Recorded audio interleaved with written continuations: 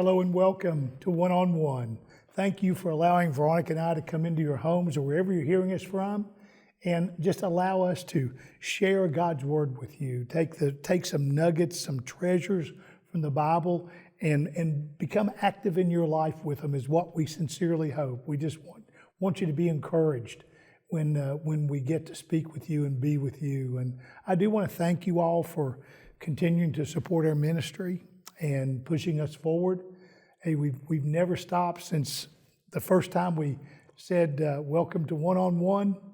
We've kept it a very personal thing on a personal level, throwing lifelines out each and every time. Our first program was in 1999, and I think that you threw it out there and said, "Hey, this is Buddy and Veronica with One on One."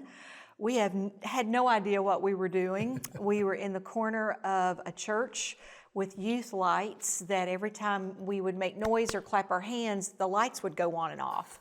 So, we've come from humble beginnings, and it's exciting to see when you say yes to God, He truly does take your hand and He leads you through it. It's called faith. It's a faith walk, a step-by-faith walk, and we just said yes, and we just built from that. And that's what we're going to talk about today, is that no matter what God has asked you to do, just like with us with ministry, two unlikely people to be in television ministry, God just says, I've got this. Yes. I remember sitting on the front seat of a church pew and being prophesied over that I was going to start women's conferences and meetings, and it went on and on and on, and preaching. And I was a singer. That's what I was trained to do. And I thought, I don't know how to do that. God was reading my mind. I can't even tell you what the man was preaching on. All I knew is when he told me that, I sat there and I'm like, I don't know how to do that. I don't know how to do that. And the Holy Spirit spoke to my heart in that church, and He said, I do. I do. God normally speaks in just sentences to me. I don't get a whole paragraph from Him. I just get a sentence from Him, and I said, okay, let's do it. And so today we're still saying, God's got this. It's really easy. We all are very human, fleshly people, and we kind of have the same curveballs thrown at us at times. We do. Man, it's great when things are going good. Things are happening just like we think they're going to happen. Yeah, it doesn't turn out that way normally. and we're enjoying that. It gets us into a really relaxed time, and we're not stressed. I don't know if you all don't have those very often, or it's just us. Well, not very often. But we wish that for everyone all the time. We do, but we know that it's not always that way, and you can get thrown those curveballs, and things can happen, and all of a sudden your station in life looks totally different than it did. Change within 24 hours. Yes, that's one of the things I've said so many times, the difference a day makes. And I have seen that come Yes. so many times. You wake up and you're like, God, I didn't expect this. What's going on? And you're rushing to the hospital, or you're trying to talk a child off a ledge. You're like, what in the world what happened since yesterday? The birds were singing and the sky was blue, and life happens. And it's wonderful to have people at that time that can try to help you get straightened out. And we're going to go into the Word here, and we're going to pick up with a gentleman, Elihu, is trying to get Job off a ledge. And we know that, if you've ever had someone that really has taken a sharp turn in a hurry, emotionally, physically, mentally, financially, in every stretch of the imagination that you can have, this guy went through it in a hurry. He did. Talking about what a difference a day makes. And Yes. we all know the story of Job. If you don't, I'm just going to do it in 2 seconds. In one day, Job lost his children. He lost everything that he owned, and he owned a lot. He was very wealthy, and he lost his health. And the only thing he didn't lose was a complaining wife. And she was telling him to nagging around. That's right. She was I telling think him the to enemy curse used God her. and die. Curse God and die. Used her to torment him. A bad bad wife can do that. And then he had some friends that had good intentions. Yeah, they kind of tormented him too. But initially intentions. So he lost it. Were good. You know, he and did. you're thinking. And there he is. And there he Elihu is is. standing. Now that paints a really good picture, because then Elihu comes in and says, "Hey, Job, let me remind you of some things." Let's pick up the pieces and let's get your act together. How many times have people come to us and say God's got this, and we've got to be reminded. And Job needed to be, this upstanding man needed to be reminded in Job 37, beginning in verse 14. It said, "Listen to this, O Job." This is Elihu saying this to him. "Stand still and consider the wondrous works of God." Just be still a minute. You know, just stop your mind from whirling, and just stop whining and complaining, but consider the wondrous works of God. Do you know when God dispatches them and causes the light of his cloud to shine? Do you know how the clouds are balanced, those wondrous works of him who is perfect knowledge? Why are your garments hot when he quiets the earth by the sound of the wind? When with him you have spread out the skies, strong as a cast metal mirror. Teach us what we should say to him, for we can prepare nothing because of the darkness. Should he be told what I wish to speak? If a man were to speak, surely he would be swallowed up. Even now, men cannot look at the light in its bright skies. When the wind has passed and cleared them, it comes from the north as golden splendor. With God is awesome majesty. As for the Almighty, we cannot find him. He is excellent in power, in judgment, and abundant justice. He does not oppress. Therefore, men fear him. He shows no partiality to them who are wise of heart. Wow, what a good friend to come in and say, let's just be still about this. Let's reason about this, Job. Let's get our mind back on God and who God is and how wondrous he is. You know, and that is a beautiful description. I mean, it really... So poetic. It is, yeah. and it gives you the broad spectrum. It kind of gets you off the focus of looking in the mirror to looking at the world of what God's really doing out there. And you know, Elihu just says, "Come on, Job, I'm getting you out of this pity party now. It's time." That's a good friend. God's got this, Job. God's got this. That's a good friend. Because misery does like company. It does. But you've got to have somebody there with godly wisdom to say, you know, it's okay to cry, but you can't die. Yes. It's okay. We go through things. We go through hurtful things. And we're not making light of that because we've lost loved ones, dear people who are close to us and have gone through health issues and issues with children. We're not making light of that.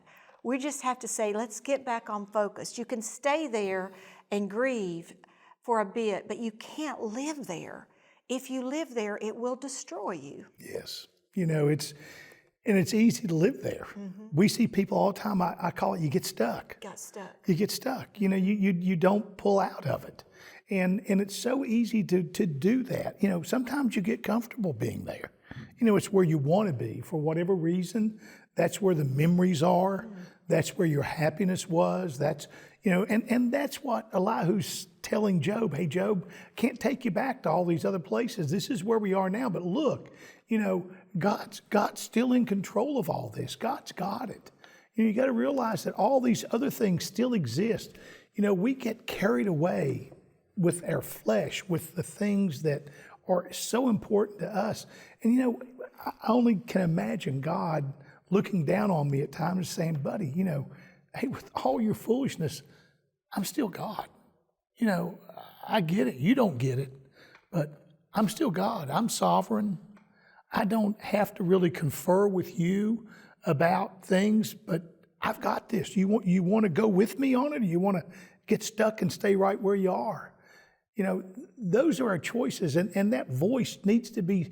Elihu was a voice that he wanted to speak to the heart of Job at a difficult time.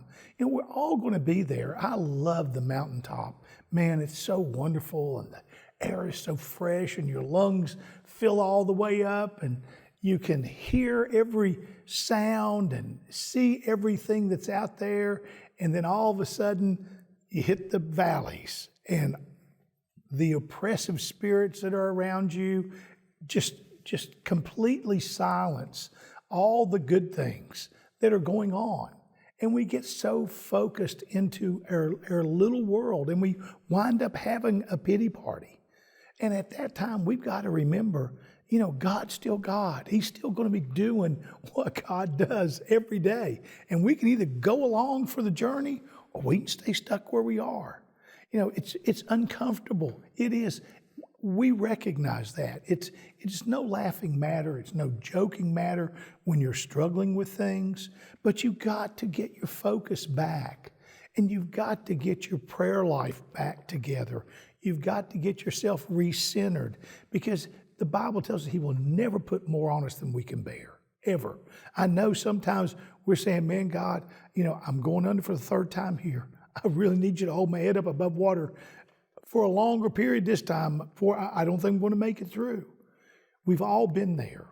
But even during those times, God is still on the throne. He is still sovereign. And that's what Elihu was saying to Job. Hey, Job, yes, you're going through this, but you've totally lost focus on everything else that's going on around you. And it's all about you all of a sudden, when we need to remember that God is still there to help us through this. And we know at the end of that story, what happens? He's restored, and a lot more. He's given twice what he had to begin with. No, he couldn't replace what he lost. But at the end of Job's story, it was a good ending for a man who went through so much, because he did realize that God was still on the throne and that he wanted God to do great things in his life. Elihu was just a messenger in a moment when he needed it. And I'm telling you, God is there to meet you at that point of need as well. Anytime, you just got to remember, God's got this. We may not understand it. We may not be able to figure it out. We may not be able to see around that corner to understand what's on the other side and how we're going to benefit from it. But everything he does is for our good and for his glory. And we will get there. We will get there. We just can't lose sight and lose focus and let the world steal from us the reward, the blessings that are going to be of God. We get so focused on what we don't have. I'm telling you, I see people every day that are so blessed. They are covered up with blessings, and yet they only see what they don't have, and they get stuck there with that and lose all the peripheral vision of all the wonderful things in this world, just like what you just heard Veronica read out of Job here. And it's so easy to get caught up in that. I know that one of the guys I just loved, because he was the wisest man that ever lived, but he also could draw things down to a conclusion. And at the end of Ecclesiastes, I loved it. I actually studied Ecclesiastes in great detail for quite a while. And it was an exciting journey. It was a challenging journey, to say the least, but it was exciting. But I loved how Solomon draws it down at the end of Ecclesiastes. And he says, look, let us hear the conclusion of the whole matter, not part of it. Now, this is a guy that lived and did everything, had everything, didn't want anything at all, tried it all, every twist and turn in life, he sampled everything that could be sampled. And he said, so let us hear the conclusion of the whole matter, because I've done it all. So here's the conclusion of everything that I've been seen and a part of. Fear God and keep his commandments, for this is man's all. Fear God and keep his commandments, for this is man's all. That's Ecclesiastes 12:13. And I encourage you, if you've never really gotten into Ecclesiastes, make that journey. It's really a beautiful place to spend some time. And the wonderful part about this is that when we get all about ourselves, we forget about God. We forget about, hey, we're going to go through things. I mean, Job went through some things. We're going to go through some things too. I pray that no one ever has to, but we get prayer requests every day. And unfortunately, we have journeys that we don't want to be a part of. We have a new station in life that we really wish we didn't have to stop at and visit. We would rather just moved right on past. But we'll have to deal with those things. And when we do, we just got to remember, hey, God's got this. God's got this. Just when I got the diagnosis of having thyroid cancer, God's got this. I couldn't see how it was going to end up.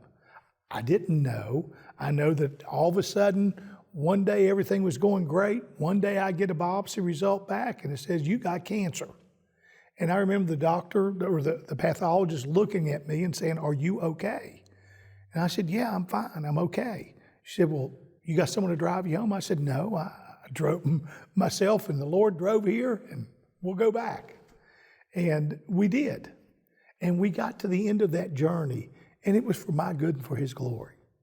It's crazy how the world still stamps you. I'm still stamped as a cancer survivor. I can't get life insurance because I had cancer, but I never had cancer. But the world still labels us like that.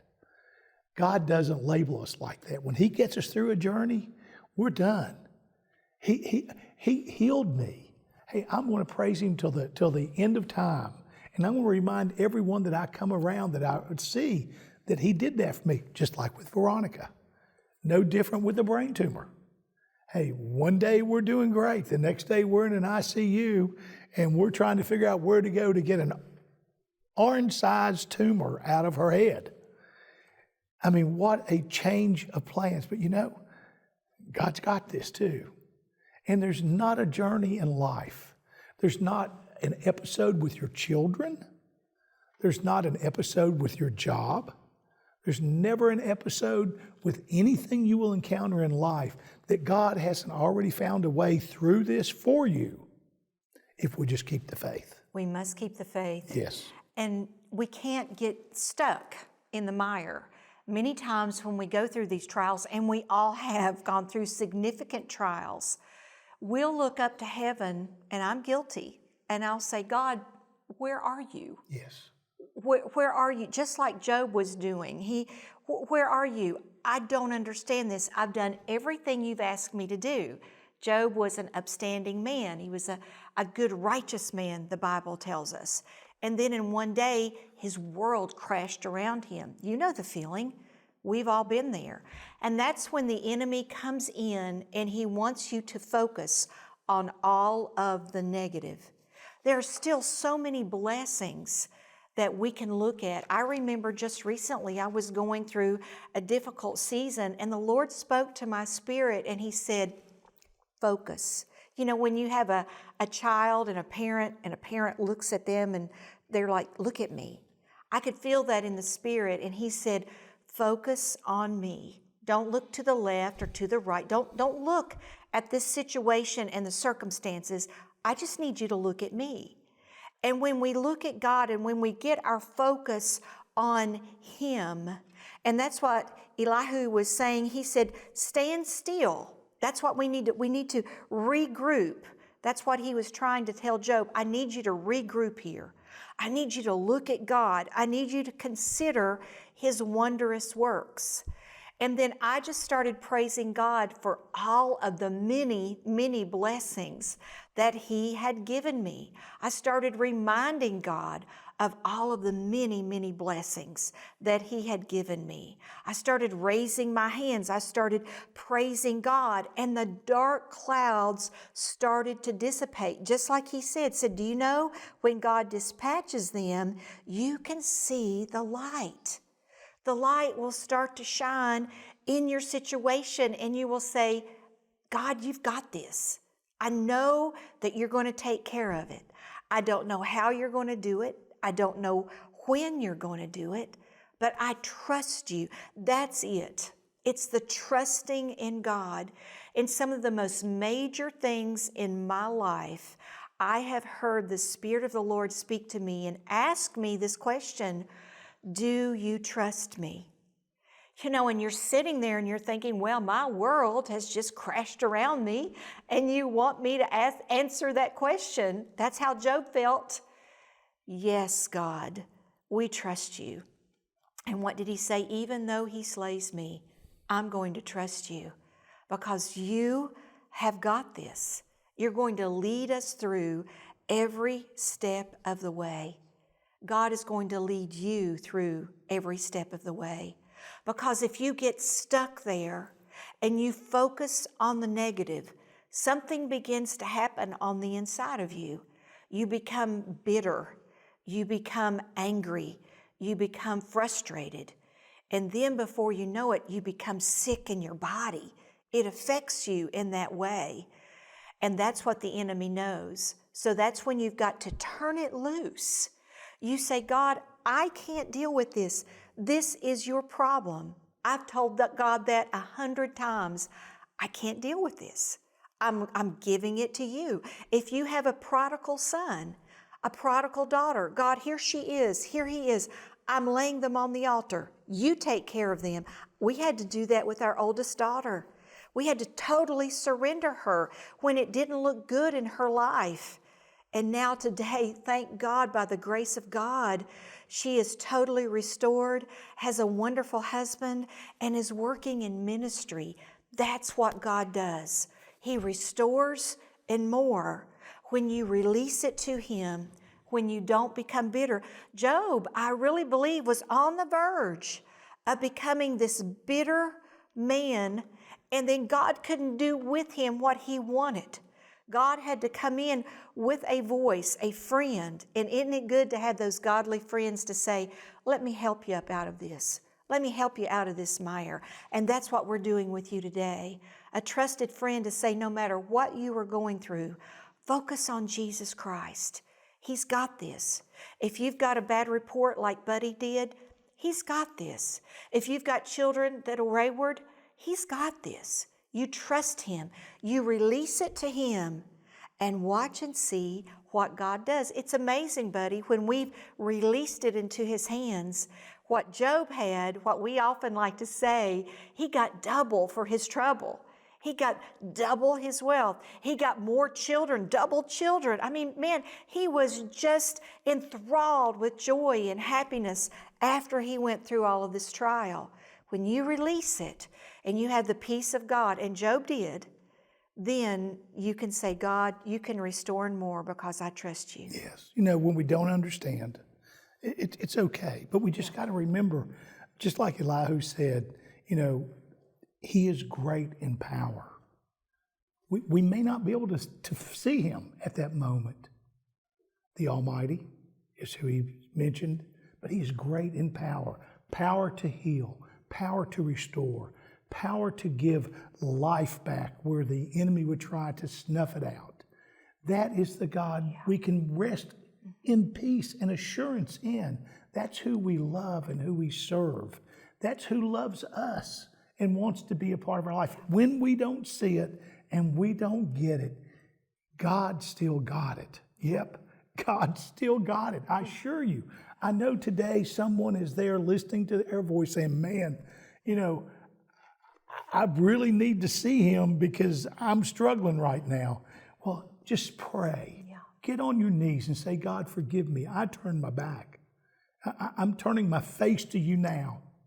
I know you're there. You're the Almighty, great in power, power to restore my situation, power to allow me to live the way that you want me to live, God. I may not be able to see around that corner, but God, I know you're there. You said you were.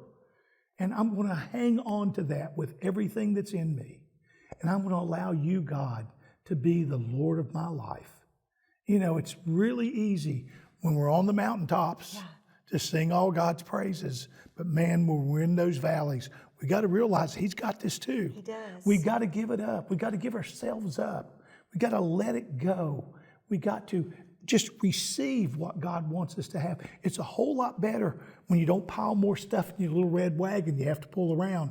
Sometimes it's good to get it out of there and make the journey easier. And when you've loaded everything in it you can, man, I've done it. I know what it's like and how easy it is. So I want to encourage you today, unload some of this stuff. Just give it to God. Just say, God, Veronica said with their daughter, we just got to a point where we couldn't do it. And we knew that God could. Yes. But, you know, it took us a while to give it to God. But we did. Shame on us for waiting for so long. Shame on you for waiting for so long. But let's give these things up. Yeah. And let's listen to what Elihu was saying is, hey, God's got it. Yeah. You know, don't get lost where you are. Don't get lost in the valley. Don't allow the valley just to swallow you. And then you, as we say in the mountains, just waller in it. I mean, just wallow in that mess, and you get just so entrapped with those thoughts, and a spirit of hopelessness will come in. Yes. To tell you that things will never get any better. That's a lie from the devil. Amen. Somebody's been hearing that. But things will be better when you focus on Him. Look at Him eye to eye. Look into His gentle face and say, Jesus, you've got this, because I can't carry it any longer. I know what it feels like to be walking through the valley. I know what it feels like to feel like you are forsaken and isolated. That's where the enemy wants to keep you. But if you can raise your hands in the valley and you can praise Him with all of your heart, you give that sacrificial praise, that's when you have breakthrough. That's when you have restoration. That's when you see your miracle.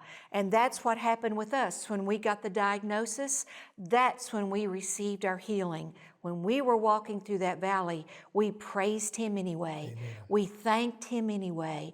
We thanked Him because we knew that it was going to be for our good. It's our testimony now, and it was for God's glory. Well, we count it an honor and a privilege to come into your homes each and every week. Until we see you again this time next week, remember, God is always faithful.